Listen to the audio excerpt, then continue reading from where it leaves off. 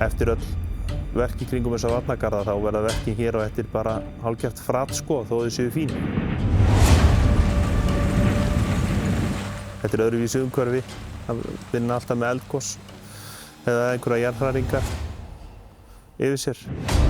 Við erum að tala það að hraunið er hérna á Blávallarsveginum, komið hérna, fullir í ferð hérna neyrir. Þetta er rosalegt. Hættustigi almannavarna hefur verið lýst yfir vegna jarðskjálftahrinu við Sundhnúkagíga norðan Grindavíkur. Stærsti skjálftinn mæltist 5,2.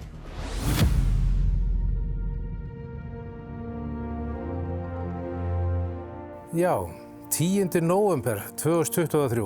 Það er svona dagur sem maður gleymir seint allavega, ef nokkuð tímann. Ég var nýbúinn að vera niður í Svartsengi yfir daginn og kominn heim aftur. Þegar við fáum svona veður af þessu hvað er að gerast. Og þá var talað það væri komið kvika undir Grindavík og starfsfólk okkar þarf að yfirgefa Svartsengi. Og þetta er náttúrulega bara eitthvað sem maður er ekki að díla við á hverjum degi. Grindavíkurvegi hefur verið lokað eftir að hafa farið í sundur í jarðskjálfta í kvöld. Fluglitakóði Veðurstofu hefur verið færður upp á appelsínugult sem þýðir að líkur eru á aukinni eldvirkni. 10. nóvember þá er haft samband við okkur upp úr hádegi, það voru jarðskjálftar, miklir jarðskjálftar byrjaðir hérna morguninn. Þá fáum við símtala að setja okkur í starthólunar að koma hérna með eitthvað tækjaflota. Óskilgreint hvað það væri, bara það sem þyrfti.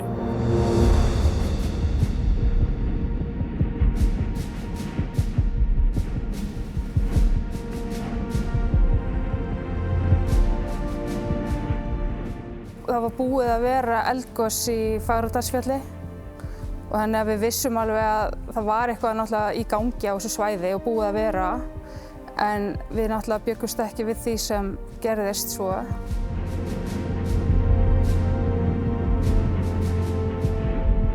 Við komum hérna í Svartsengi 10. nóvember og það var eiginlega hálf óhugnanlegt að vera þarna, það var svo miklir skjálftar. Vinnubúðirnar sem við vorum í, þær hreinlega bara hoppuðu og allir tölvuskjáir og glös og annað, þetta bara lá þetta var eins og loftarás þarna inni.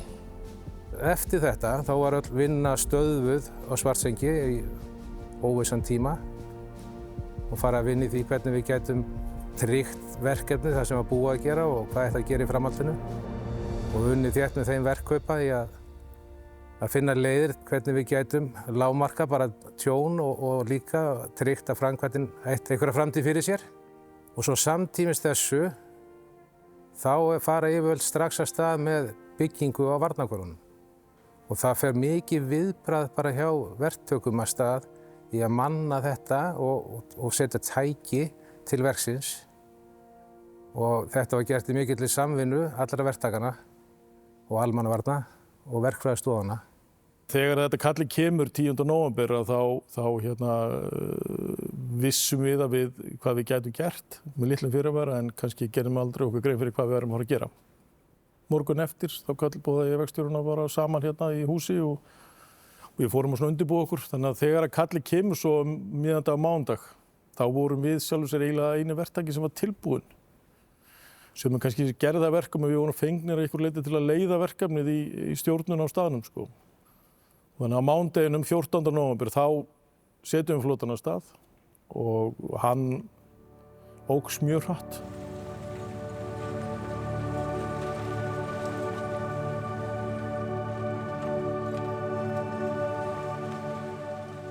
Við förum mjög fljótlega á vaktir og vinnum frá 8 á morgnana til 7 á kvöldin.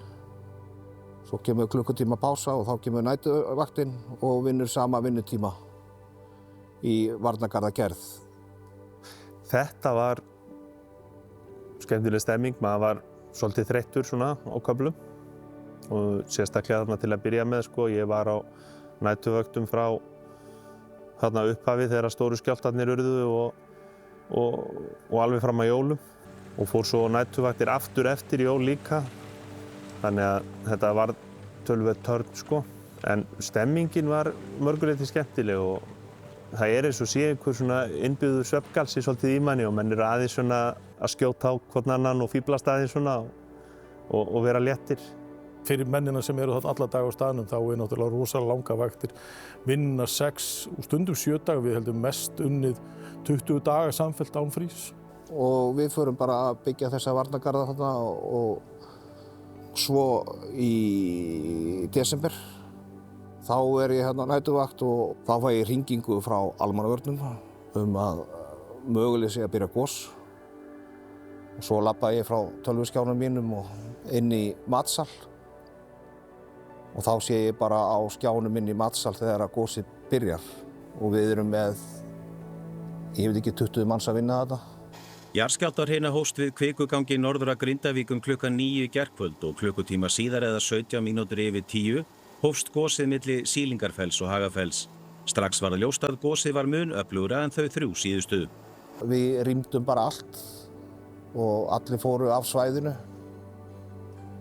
Ég var þarna eftir bara til að sjá svona hvernig þetta myndi þróast og svo var það svo sem ákveðið í samráði við almannavarnir að koma að tækja fólki aftur á staðinn þannig að við gætum haldið áfram með varnargarðana því við svo sem vissum ekkert hvert þetta færi og þetta var tiltölulega langt frá okkur. Þannig gekk það nú fyrir sig, fyrsta gosið.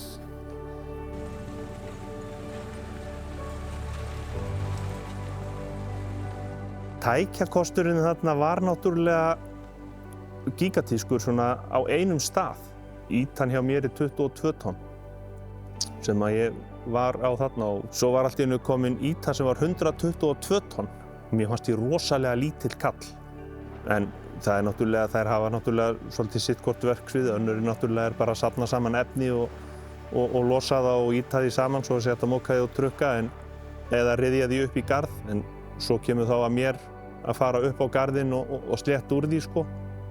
En þessar stóru jarðýtur eru náttúrulega bara eitthvað annað sko. Að megninu til voru þetta bara frábært svona að sjá hvernig var hægt að koma saman öllum þessum stóra tækjaflota.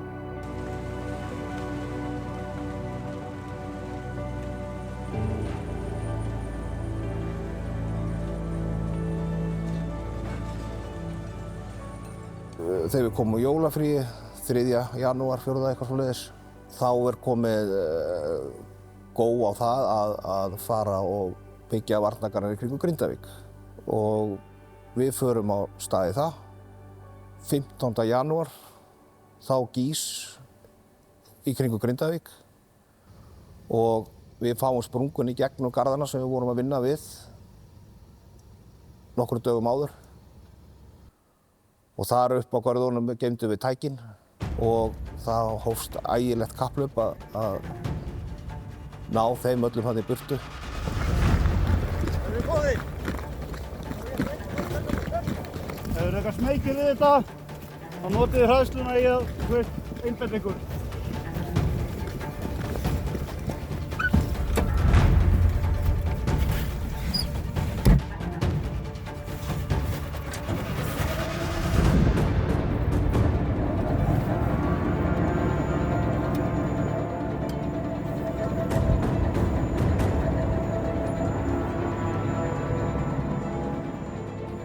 eins og kannski bara öll þjóðin fylgdist með yfir sunnudagssteikinni. Þá var þetta svolítið virkaði þetta svolítið glæpsamlegt það sem við varum að gera en þetta var svo sem ekkert eitthvað brjálæðislegt þegar við vorum á staðnum. En við lentum svo sem aðeins í vandræðum, það vantaði lykil í eitt tæki og hraunið að koma og þetta var svona aðeins stressfaktorinn fór svolítið hátt þarna.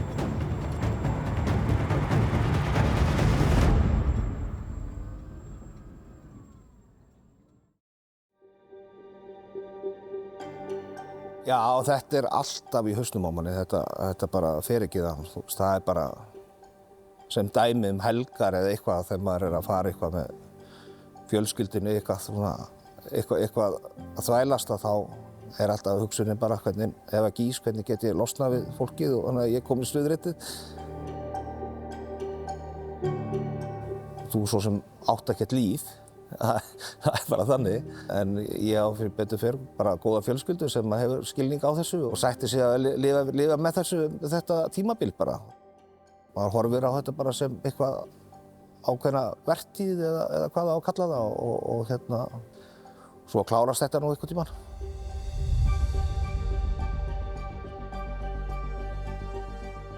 Við varnargarðaframkvæmdina er búið að framkvæma bara stórvirki. Það er búið að flytja 3,5 milljón rúmmetra jarðvegs, ýta því upp, keyra það til og leggja það í varnargarða. Varnargarðarnir spanna nú yfir 13 kílómetra og þeir mynda skemmtilega formi G fyrir Grindavík og það eru 30 kílómetra vegum líka sem liggja þarna kringum varnargarðaverkefnið. Þannig að þið sjáu það öll að þetta er stór framkvæmd. Svo var þriðja gosið þegar að Njarðvíkuræðin fór í sundur. Mikið tjón varð á innviðum í eldgosinu sem hófst á Reykjanesskaga snemma í morgun. Hraun rann tæpa 5 kílómetra frá gosstöðvunum og yfir Grindavíkurveg. Hraun flæddi yfir heitavatnslögn við Svartsengi og heitavatnslaust varð víða á Suðurnesjum. Unnið er í kappi við tímann að gera við lögnina en varabirgðir eru að klárast. Og þar stóð Ístak sig alveg gríðarlega vel að smala saman suðumönnum frá alls konar fyrirtækjum, unnuð þarna allar sólarhringinn að koma vatni á Njarðvík. Ég veit ekki hvort það hafi verið 6-8 stiga frost þarna þegar var verið að þessu. Ég kann ekki lýsingarorðin einu sinni yfir það hvað þessi menn stóðu sig vel þarna í þessu.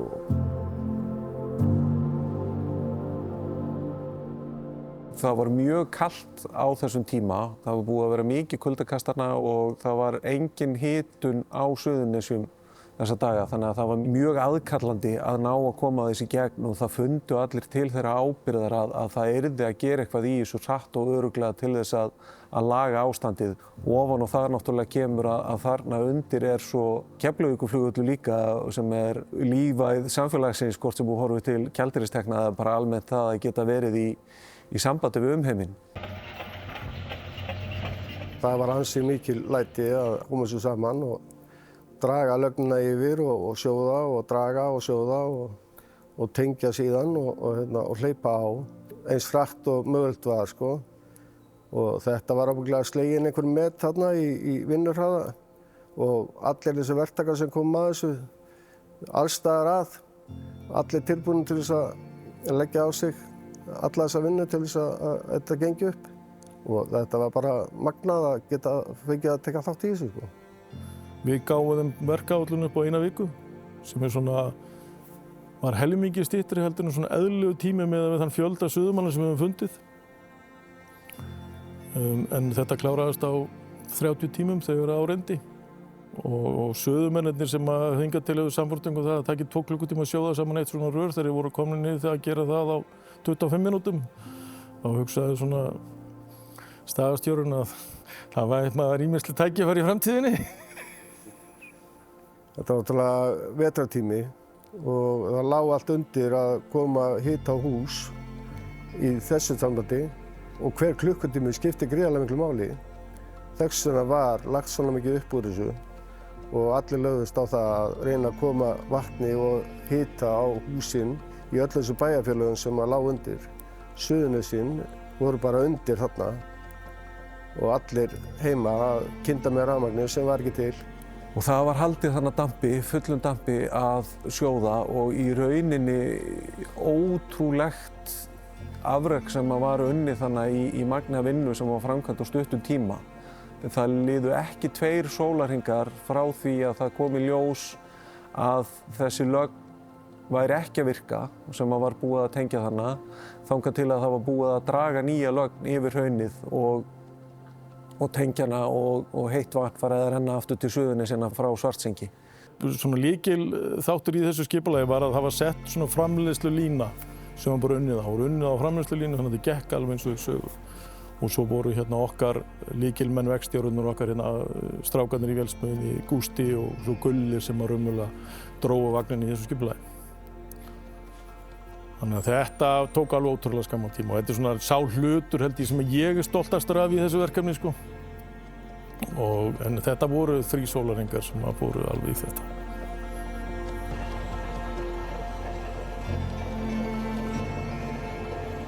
Það var þarna eftir gosið þegar fórum við lögnina. Þá þurftum við að fórum við á móti hvor öðrum, ég og annar á svona sambærilegri jarðýtu og ruddum, þá var hraunið 2 daga gamalt. Og það var svolítið töff, maður fór svolítið rólega til að byrja með. Ég veit ekki hvað það má segja frá því, en Ég varð bara að grípa tækifærið þegar ég var kominn þarna út á 2 daga hraun þá stoppaði ég ítuna og stökk út á beltið og prófaði að míga á nýtt hraun. Ég bara varð að prófa það. Það er ekki allir sem hafa gert það. Það kom bara vond lykt. Ég meina, hvenær átti ég að gera þetta annars?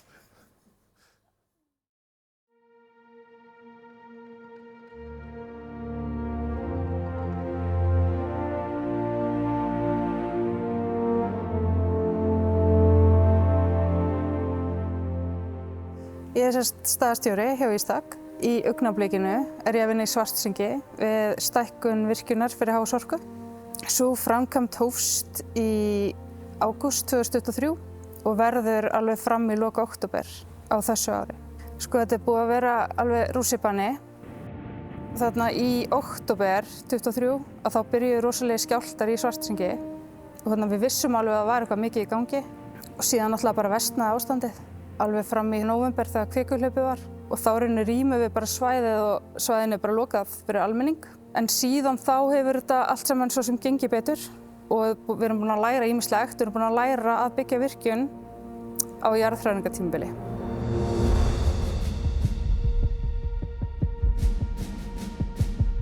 Öryggismál voru ansi ofarlega þarna á hverjum einasta degi.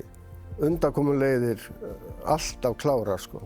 Og við þurftum auðvitað að hugsa það þegar við byrjuðum að hífa að vera vel undirbúnir, geta bakkað eða klárað á þessum stystu tíma og komið okkur í burtu. Það var áskorun alla daga sko. Og eins það skilja við verkstæðin þannig á hverjum einasta degi að það væri ekki alveg víst að við kæmum aftur á morgun. Jarðvarmasvæði er hættuleg svæði. Það er gasmengun, það er gufa, það er heitt vatn. Og við erum í rauninni eins og í þessari mannvirkjagerð, þar sem við erum að byggja virkjun, að við erum ekki að byggja fyrir fólk. Þessi rými eru ekki gerð fyrir fólk, þau eru gerð fyrir vélbúnað. Þannig að við erum að byggja hættuleg rými, þar sem getur safnast fyrir gas, vatn, háspenna, háspennustrengir og bara rauninni allt sem getur drepið þig. Ofan á þetta er náttúrulega að bætast svo þessi hætta frá eldgosi.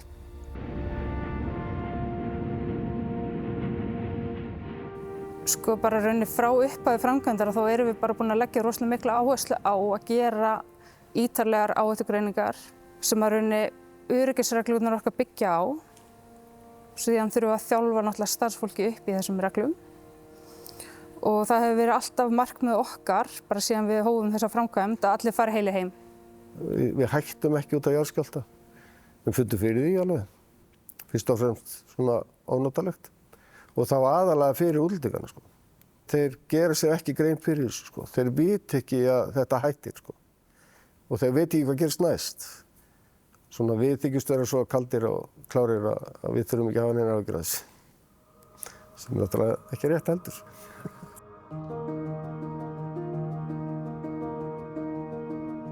Hásorka er í verkefninu okkar, hann óskaði eftir því að loka dagsetningu á framkvæmdinni yrði ekki seinkað. Þá þurftum við að grípa til þess ráðs að fara að vinna bara næturvaktir líka. Þannig vorum við að vinna 11 tíma dagvaktir og 11 tíma næturvaktir og við náðum því. Við náðum að vinna upp tapaðan tíman, við náðum okkur á áætlun og náðum að skila af okkur öllum byggingum á réttum tíma. Það verður ekki orðinni seinkun á framkvæmdinni sjálfri. Á sama tíma það komið 7 eldgos og við þurftum að rýma og stöðva framkvæmdir. En með bara góðri skipulagningu þá höfum við alltaf náð að vinna okkur upp aftur og ná okkur strik. Ég trúi því að það hafi gengið vel. Það hafa menn viljað fara af svæðinu, þeir bara hreinlega treystir sig ekki til að vera og við bara skiljum það mjög vel. Þá fer það bara að vinna einhvers staðar annars staðar, í annarri framkvæmd. En í dag þá líður okkur svo bara nokkuð vel í vinnunni. En við tökum alltaf bara einn dag í einu, við vitum aldrei hvað gerist á morgun sko.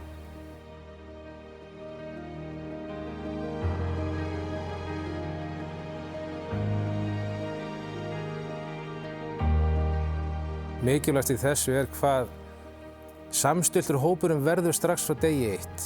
Það var gríðarlega mikilvægt og allir voru á því að leysa verkefnið. Þetta er náttúrulega búið að vera eiginlega alveg ótrúlega smurt samstarf. Það eru bara ekki neini árekstrar, þetta ólíkir verktakar allt saman og allir tilbúnir að hlaupa til ef það vantar tæki og tól í þetta. Þetta eiginlega algjör snilldarhópur. Það kom einhvern veginn ekkert eitthvað stórt upp á mínu viti, nema eldgos.